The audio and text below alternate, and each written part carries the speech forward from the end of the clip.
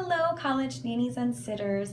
This is Nicole, Family Placement Manager. I wanted to talk with you today a little bit about some safe sleep practices for infants and why it's important that we're trying to utilize these tactics when we go out to homes, especially with newborn babies.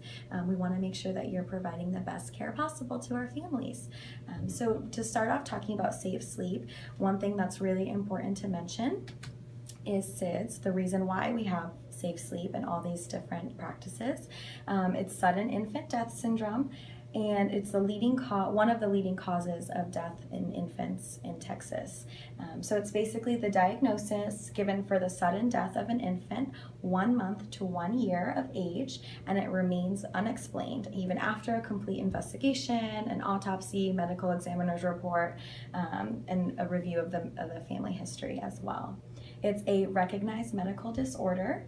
Infants who succumb to this syndrome appear to be healthy before, and there's no symptoms at all. Since it's after an infant has been put down for sleep, and there's no apparent signs of struggle in the infant. So SIDS, this particular event, can occur anywhere the infant is sleeping, and it occurred in car seats, in cribs, strollers, and even in the parent's bed as well. It can occur anytime between 1 month of age and 1 year of age. However, 91% occurs between the 1 month and 6 months. So that's when we're at the greatest risk. So this is most important for those younger kids. Okay.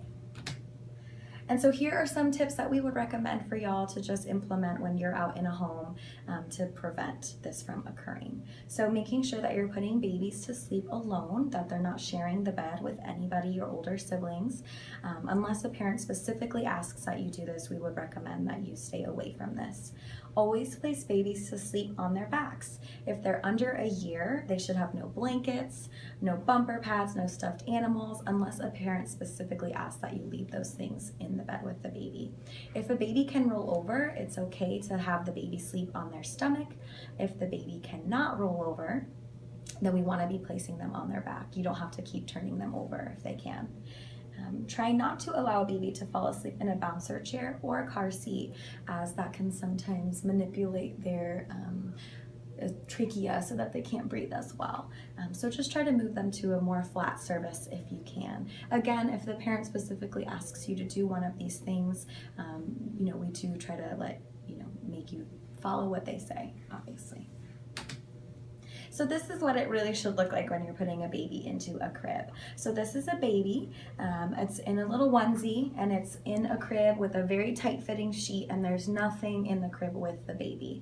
So no bumper pads around the edges, no blanket around the baby, and no stuffed animals as well. So it's really important that you are putting newborn babies in cribs that look something like this, unless you're specifically asked not to do so.